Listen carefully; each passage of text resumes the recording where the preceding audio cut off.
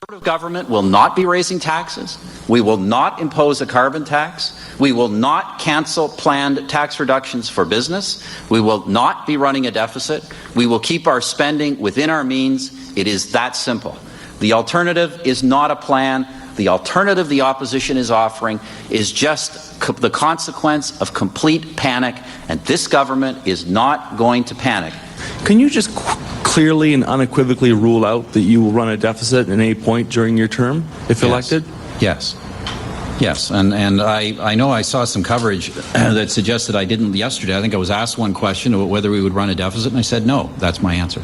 A lot of people thinking it's inevitable that Canada will move into a deficit. And you earlier said on BNN earlier this year that once a country gets into a deficit, there's nothing that stops deficits from spiraling and getting out of control. So can we expect to hear about a deficit at the end of the month? And if that is the case, what's going to stop that from happening?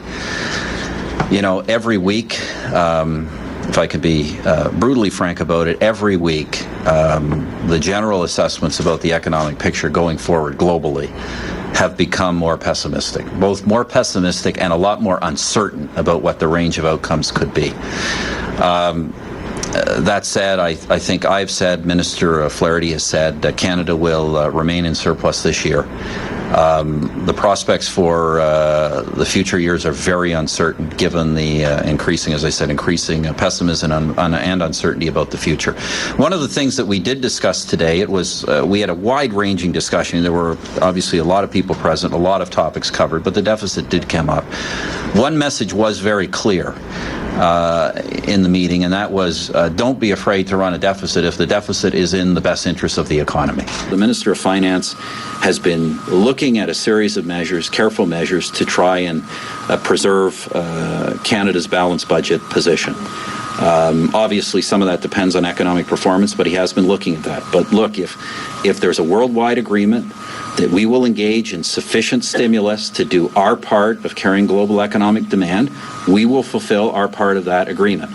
What we've got to be sure is if we do a short-term deficit spending as a deliberate policy, if we do that, we haven't settled on doing that, but if we do that, we will have to be able to demonstrate to Canadians that those deficits will genuinely be short-term and cyclical, and we will come out of them quickly. We're going to look at measures.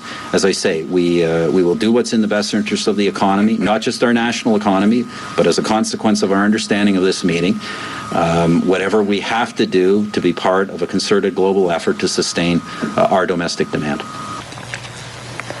Ongoing unsustainable deficits are quite rightly unacceptable to Canadians. These structural deficits must never return. At the same time, in a historic global downturn, it would be misguided to commit to a balanced budget in the short term at any cost, because that cost would ultimately be borne by Canadian families. We will undertake whatever short-term fiscal measures are necessary to be part of a global economic solution to a global economic problem. We will do so while ensuring that our country's fundamental strengths and competitive advantages are still in place when the turmoil subsides.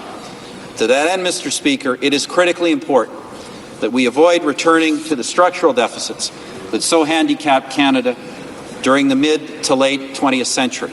27 consecutive years of annual federal deficits led our government to the brink of national insolvency. Fortunately, a bipartisan consensus developed here in the 1990s and virtually in all of our provincial governments that such structural deficits had to be eliminated. I think we can all agree that balancing the budget by raising taxes, by cutting essential government activity, or by refusing necessary intervention in the midst of a global economic crisis would be a cure worse than the disease. We will have to act in the months to come while clearly ensuring that Canada does not return to ongoing or structural deficits. The Prime Minister is the one who transformed a $13 billion surplus into a deficit. The Parliamentary Budget Officer said today that, and I quote, "The weak fiscal performance to date is largely attributable to previous policy decisions as opposed to weakened economic conditions." Will the Prime Minister admit that even though his government is ideologically conservative, it is certainly not fiscally conservative? This is one of the very few industrial countries that remains in a surplus position. Mr. Speaker, it is correct that the surplus is weaker than it was in the past because this government took deliberate action to provide long-term tax stimulus to the economy as the economy was slowing. That was the right fiscal decision, and it was supported by Canadians. And Mr. Speaker, we will take additional fiscal stimulus as we agreed at the G20 if necessary. Mr. Speaker, anybody who would say that in the midst of a global recession that they would turn around and raise taxes or cut essential spending, that would be an ideological position that this government has no intention of following. I'm just curious about a couple of things. Throughout your political career, of course, as Preston Manning's policy advisor, uniting the right, fighting 3 elections, federal elections as your leader, maintaining balanced budgets has been a core commitment, and clearly that's changed. So I wonder if you could just reflect on the political sales job that you'll and your government will now be engaged in as that has changed. And secondly, I'm curious about this term that you've been using, structural deficits. It sounds sort of like being technically pregnant. You either are in deficit or you aren't. What is a structural deficit, and how do you take measures to make sure that you don't go into whatever the structural deficit is? Sure. Well, a structural deficit is a term in economics. In colloquial terms, it means that you would not run long-term or repeated deficits. What it means technically is that you would not experience a deficit at a normal level of economic growth. And that is the position that Canada found itself in through the 70s, 80s, and early part of the 90s, which was even at, in fact, above average levels of economic growth. We were still in a deficit position. This is obviously not something that should happen. It's my view as an economist that you should actually run a structural surplus, not merely a structural balance, that at a normal level of economic growth, the budget should be somewhat in surplus.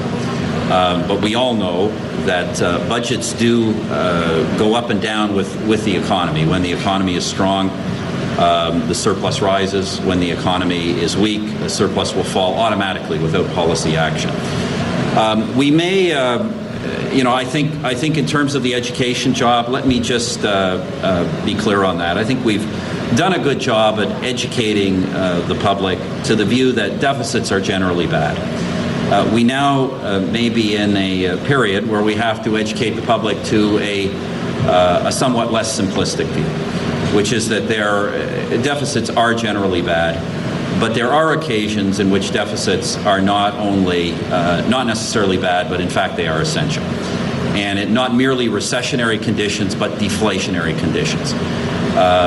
When you have a situation of not just slowing economic activity, but falling prices such that monetary policy stimulus is not effective in the way it normally would be.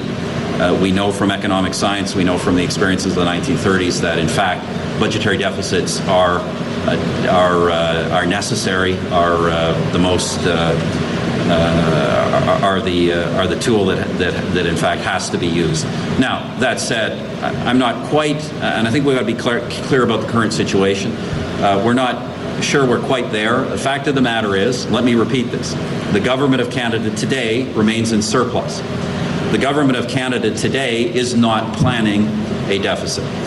But if the government of Canada decides, along the lines of the discussions that came out of Washington, that we do have to engage in fiscal stimulus, that government spending is essential to shore up not just economic activity but investment markets, that would be the occasion on which we would then go into what would be called a cyclical deficit or a short-term deficit. But we will only do that if we can assure ourselves that we can do that while preserving a structural surplus, that any return to a normal level of economic growth would immediately take us out of deficit. And that's the only condition under which we will consider that set of actions.